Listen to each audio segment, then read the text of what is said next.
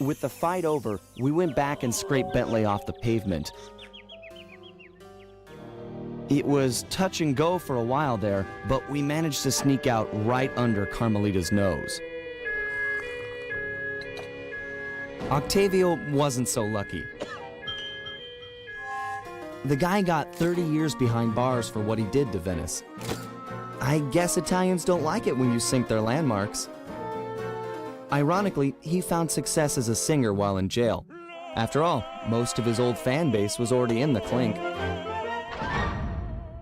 But the big score here was bringing our old pal back into the gang. Once he put on those gloves and that mask, it was clear to everyone, most of all him, that the Murray had returned. Let's go! I love this. At the end of every episode, it shows like who's new to the squad and all. I love it. Big fan, big fan.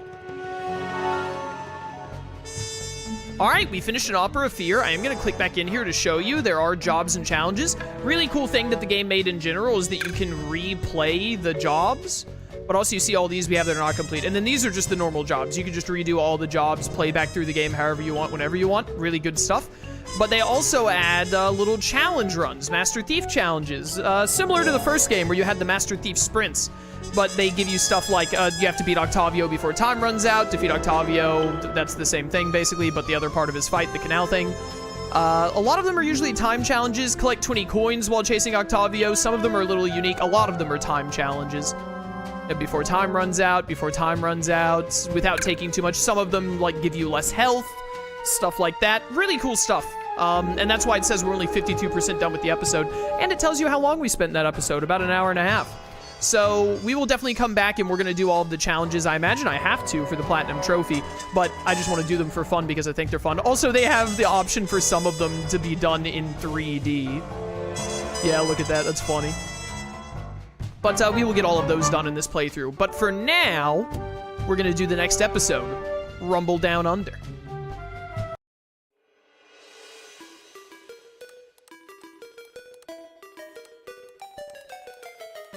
At first, it seemed just like old times. The gang was back in action. But little by little, we learned that Murray's heart just wasn't in it. Without the guru's permission to give up on his Dreamtime training, he'd never really feel comfortable returning to the gang. We knew we needed to help him out.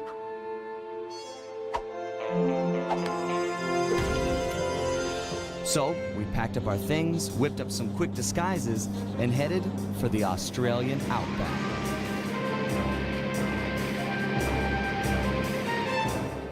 Along the way, Murray told us story after story about his teacher's amazing abilities. Apparently, this guru of his was capable of fantastic feats.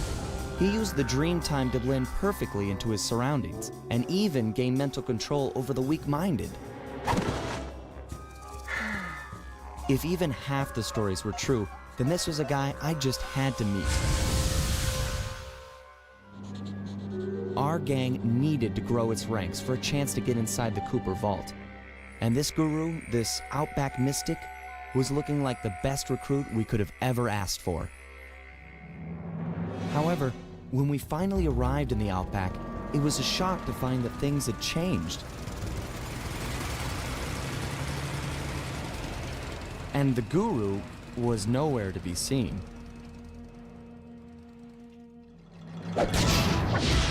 Sly Cooper and the gang in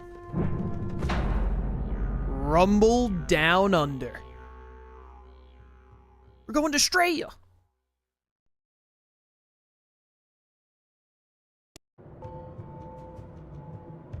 G'day, mate. Welcome to Straya. Everything's upside down here.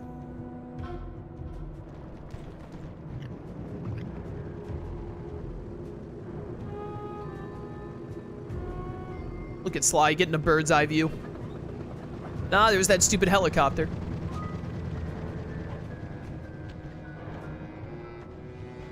Got about an hour, a little under an hour in stream. I don't think we're going to be able to finish this episode today.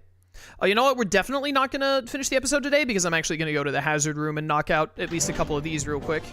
We'll be able to make a lot of progress in the room though. Okay, yeah, so we have 1, 2, 3 more Sly ones, and then 1 Bentley and 1 Murray. This might be all of them? Let's do this one. Let's do 2 of these, and then we'll leave and come back later. All right, Bentley, let me have it. In order to maintain our lavish lifestyles, we'll always need to have a little cash on hand. I hear ya. Most guards are nice enough to carry around a pocket full of change. Exactly. You can pick their pockets by sneaking up behind them and pressing the circle button. This guy looks like he's carrying some loot. If I steal it, you can fence the goods online for some cash. That's right. Look for a glow in a guard's back pocket. Sure sign of something valuable. Try picking his pocket dry without getting noticed. Bentley, how did you get this guard in here? Who is this captive?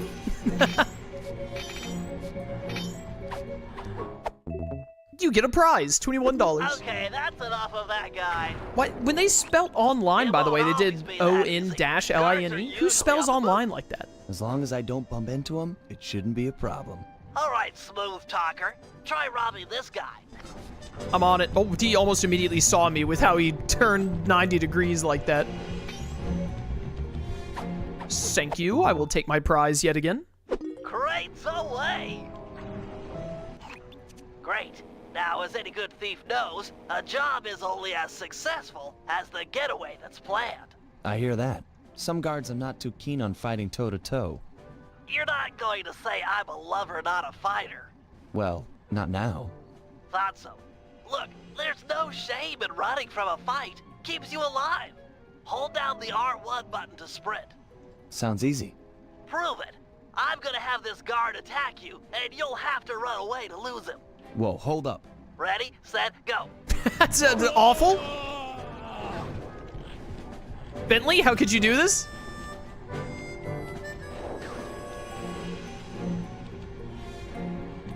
How long do I have to run away?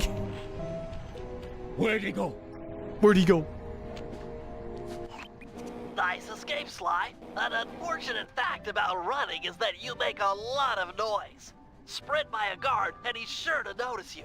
Well, if I'm already running, might as well keep going. Good point. How about you try that? Run to this waypoint within 6 seconds, and then try and escape from the guards if they hear you. Come on. Ready, set, go. Can you actually avoid them hearing and still make it? Oh, they automatically trigger on you when you touch the thing. Okay. I was wondering if I could cheat the system there. And they're dead. How about you stop setting these guards up to kill me? Well, you can always take them out instead. Now we're talking. If a guard hasn't seen you, you can sneak up behind him. You paying attention? This is complicated. Of course, we're talking about taking out guards. Right. Sneak up behind him and hit the triangle button to knock him into the air. Then press the square button to slam him down hard. That's so complicated. Sneak attack. Nice. So that's the triangle button to knock him into the air, then the square button for the slam. You got it. Now give this guy the business. The business. Bro, 2 button presses in, like... I don't know if I can do this. This is complicated. They expected, like, 9-year-olds to be able to press 2 buttons in 2 different buttons in succession, like back in 2005? That's like... Okay, I pulled it off, but it wasn't easy. Unfortunately, the slam makes noise. Do it too close to another guard, and he'll be all over you. It's easy. You take out the first guy, then hide out when the second thug comes running. Wait until his back is turned, then strike. Try taking out both these guards without being caught. I wonder what happens if you don't do this tutorial until after you get silent obliteration. Does it still just, like, work anyway, or is the game force the guard to trigger even if it's silent? Nice work. I pity the guard that crosses your path. Now for the showstopper. This one is so long. See that boat slug This up tutorial. above that poor unsuspecting guard? Yeah? Feel like dropping it on his head? Yes. Oh, yeah. This button will release the boat. Make sure the guard's under its shadow before you knock him senseless. Look for those buttons around town. The place is littered with unsafe machinery. Know what I mean? Yeah, surprisingly. Dude, Venice is dangerous, bro. I ain't ever going to Italy. Place sounds like a nightmare. All right, let's knock out one more and then we'll get back to the main game. The hazard room is so boring when you've already played the games multiple times. All right, I'm really gonna test your climbing skills here. You Doubt can it. use your cane to swing from hooks. Just jump and press the circle button again to latch on. X followed, first triangle followed by square and now X followed by circle? Dude, they're asking a lot. Like, can the average 8-year-old even do this? If you ever get in the jam, it's smart to climb your way out of trouble. I hear that. Press the circle button near that pipe to latch on and climb. I'm gonna press X first, just to style on him.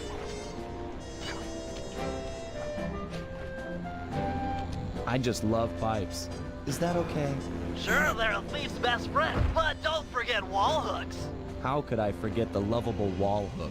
Press the circle button to attach. Of course. Of Launch course, off and you'll the have to circle pull button. down on the What is this, left-hand Kingdom large Hearts stick 2 with the support triangle button. button? Try getting over this wall. That's Easy. it, I give.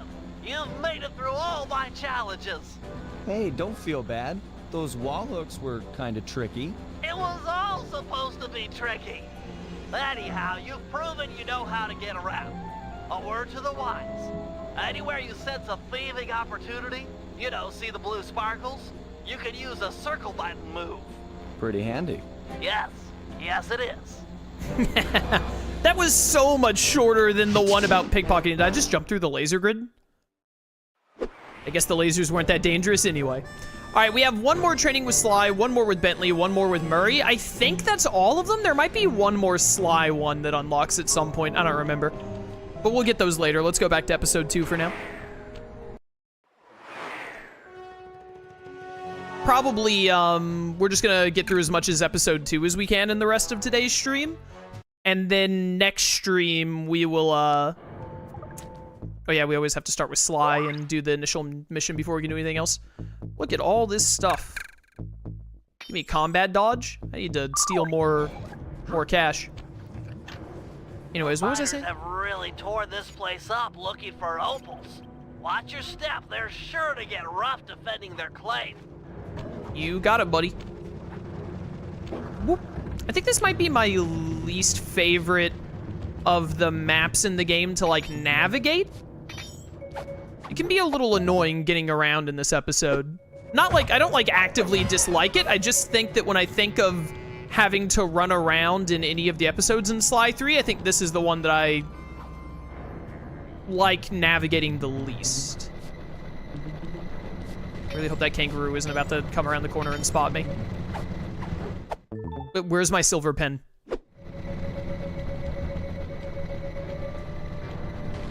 That other guy has something shiny, but there are so many guards around.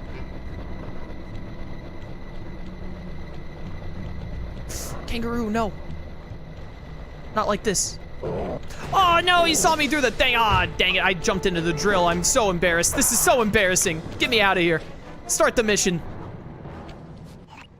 My master spends most of his time up there in that cave, overlooking the valley and contemplating the depths of deepness. I really appreciate you breaking the news to him that I want to break off my training. No problem, pal. I'm looking forward to meeting him. Anybody you call master must be a heck of a guy. Oh, he's awesome. He'll get inside your head and freak you out 6 ways from Sunday. Awesome. That's cool, dude. Sorry for off topic. How often should I be degenerating in Dawn and Dusk? You should degenerate, A, whenever you want to.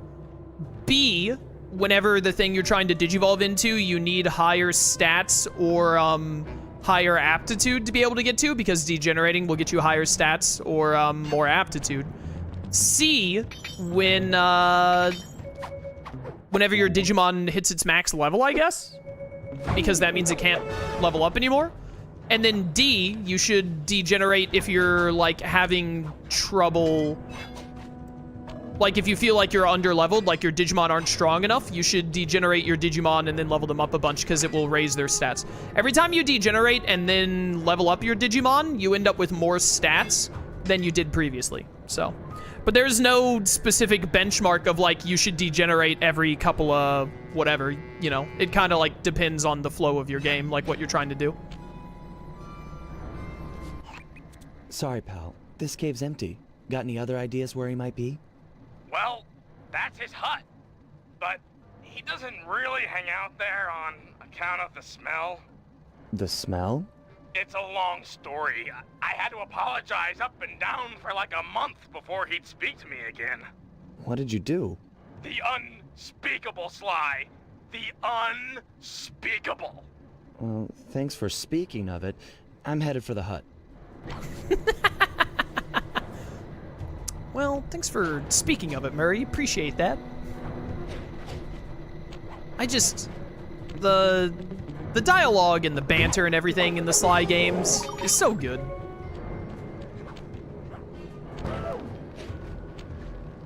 The writers for these games were pretty funny, and they knew exactly what kind of humor to aim for with this franchise and their target demographic, I think. Come here. Am I crazy, or is Sly's pickpocketing a little more precise in this game compared to 2? I feel like I had such an easier time pickpocketing fools in Sly 2. But maybe I'm making that up.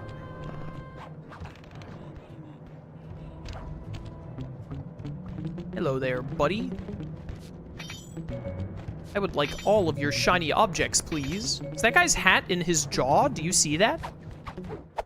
I think that guy's hat was in his jaw. Well, he put it back on his head, probably because I made him feel, like, self-conscious about it, but whatever. This place is packed with wall hooks. The miners must use them to haul up their drills. Looks like you're going to get some rock climbing practice. I love rock climbing. Woo! Easy. Dude, why is the water here so green? I feel like I'm back in the swamp in Sly 1. Sorry, Murray. Nobody's home. And by the looks of it, I'd say the guru was fighting someone or something off here. I'm starting to think the miners might have got to him. You might be right. They'd come in and be all angry and yelling, and he'd be all peaceful, and they'd just get ticked. Then he'd try to find a middle way, and they'd just go crazy and smash everything up, and then haul him off. Where do you think they might have taken him? They got him! My master's a goner! Maybe we should get Bentley on the line. It's tough to say, but given the layout of the miners' camp, I'd venture a guess that they use that area with a high fence as a makeshift stockade. Looks like there might be a way up using that cliff below. Shouldn't be a problem. Just keep an eye out for that gyrocopter. I'm positive it's what gave away the guru's position. Good tip. Thanks, pal. Let's go. Yeah, there's that gyrocopter up there. Whoop. Stupid kangaroo. Dumb marsupial. Who does it think it is? Whoop. Thank goodness that guy didn't have anything shiny, because I was heavily debating. Have no respect for the Aboriginal sacred sites. They're drilling into everything. Ayers Rock, Kings Canyon, Wave Rock. The cultural insensitivity is sickening. How dare they? How dare they? I forgot what I was saying before. That's probably fine.